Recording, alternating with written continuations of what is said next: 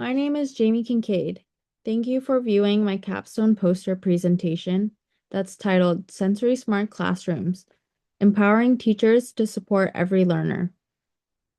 This project was completed in collaboration with Kidspire and my site mentor, Laura Hildenbrand, with guidance from my Pacific University faculty advisor, Kathleen Whitten.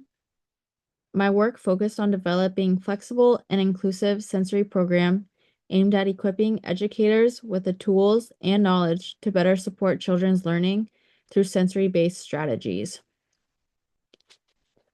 Kidspire is a nonprofit organization that provides educational access to underserved communities across Vietnam, Kenya, and a program based within Lake Oswego, Oregon. The Oregon site supports the global mission by generating funds and resources.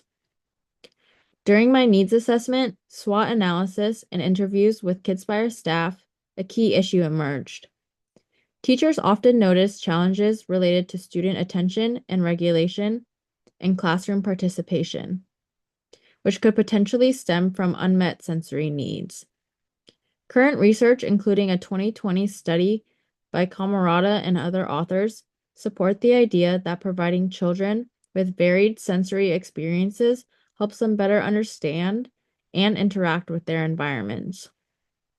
However, many educational programs, especially those without on-site occupational therapists, lack training and resources in sensory processing. This became the foundation for my capstone work. The purpose of my project was to create a sensory education program that could be applied across age groups and cultural contexts within Kidspire's educational settings. The three objectives of the deliverables are to 1, empower teachers by equipping them with sensory knowledge and adaptable tools that would help increase student engagement and participation in learning. 2, decrease the sensory barrier in learning and education through equipping educators with environmental modifications and sensory-based tools. And 3, provide Kidspire with practical and affordable tools that could be used globally within all of their classrooms. The hope is that this type of consultative OT intervention can help extend OT's reach into underserved or rural educational programs where OTs are not always present. To guide this project, I use the person, environment, occupation, and participation model by Brahm and Christensen. This model emphasizes the dynamic interaction between the person, their environment, and their chosen occupations. In this context, the person is a student, the environment is the classroom, and the occupation is learning. By modifying the environment and teaching strategies to better support a range of sensory needs, we can enhance participation in learning and promote self-regulation. This model also helps structure how I evaluated the needs within Kidspire's program in relation to the classroom environment and how teachers and educational tools could support a more inclusive outcome. If you look in the middle section of my poster, you'll see a visual timeline that outlines the development process in 4 key phases. Phase 1 was the needs assessment and framework. This included conducting SWOT analysis, needs assessment, and informal interviews with Kidspire, selection of the PEOP framework, and identifying the needs within Kidspire's educational programs. Phase 2 was the literature review and strategy development, including reviewing existing sensory processing programs that are currently available, analyzing and sorting through existing literature surrounding sensory processing tools, pulling out environmental modifications and tools, and collaborating with Kidspire Site Mentor to determine the deliverables that met the outlined needs within Kidspire's programs. Phase 3 was the resource development and iterative collaboration. This included the creation of the educational resources for Kidspire and continued collaboration with Kidspire mentor throughout the creation process. Phase 4 was the knowledge dissemination. This includes presenting the PowerPoint deliverables to the Kidspire staff and providing Kidspire with the educational resources to have accessible for all staff members and future staff members.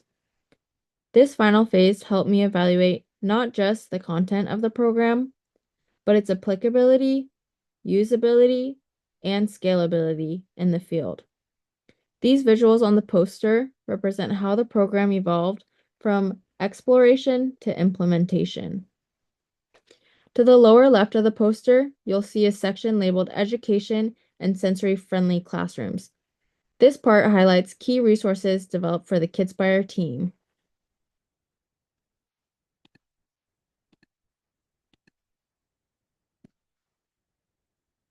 The Sensory-Friendly Classrooms PowerPoint resource provides an overview of all 7 sensory processing systems and offers teachers both environmental modification ideas and practical tools that students can easily access in the classroom. It also introduces the zones of regulation framework and explains how it can be used alongside these tools to support students' self-regulation.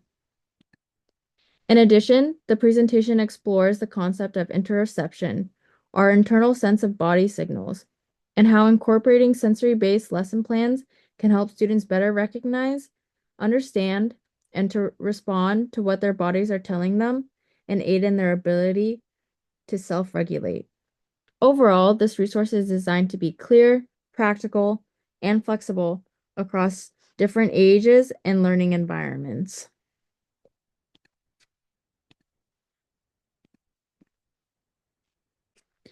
The Education PowerPoint resource begins by explaining what sensory processing is and how challenges in this area can affect movement, emotional regulation, attention, and overall classroom participation. It outlines why sensory processing matters in the educational context, especially its impact on students' ability to learn, engage socially, and manage emotions. Teachers are given practical guidelines on what to look out for in students who may be struggling with sensory processing, like signs of sensory seeking or sensory avoiding behaviors, and how these challenges may show up in daily classroom activities. This presentation also highlights how occupational therapy goals align with educational goals, emphasizing shared outcomes like improved participation and engagement. Finally, it includes a handout with games and play-based strategies that teachers can use to help build the foundational skills necessary for learning, regulation, and social connection.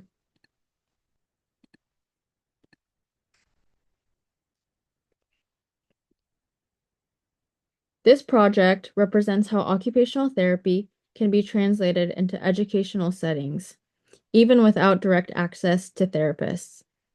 By equipping teachers with OT-informed strategies, we can help bridge service gaps in underserved or rural communities.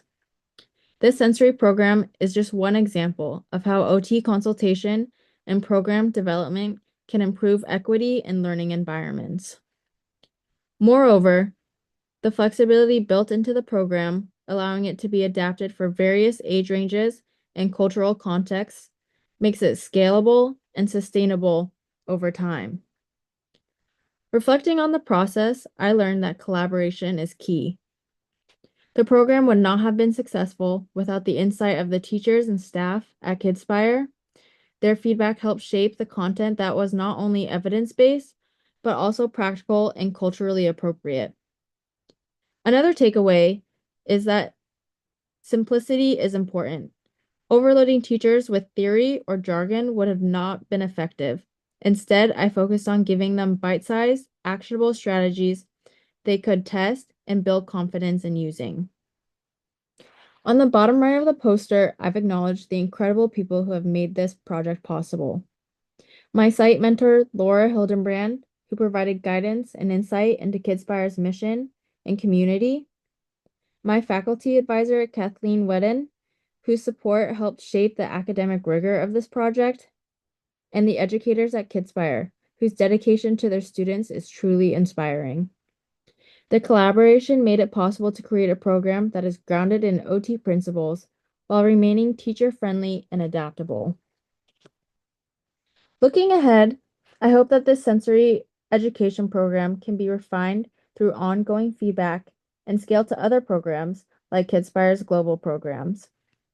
There is also potential to expand this program with more advanced content, including modules in trauma-informed care, co-regulation, and sensory emotional integration. Thank you so much for listening to my presentation on sensory smart classrooms, empowering teachers to support every learner. I have submitted this transcript as part of my caption video submission and reviewed the recording to ensure clear audio and visual quality. Thank you.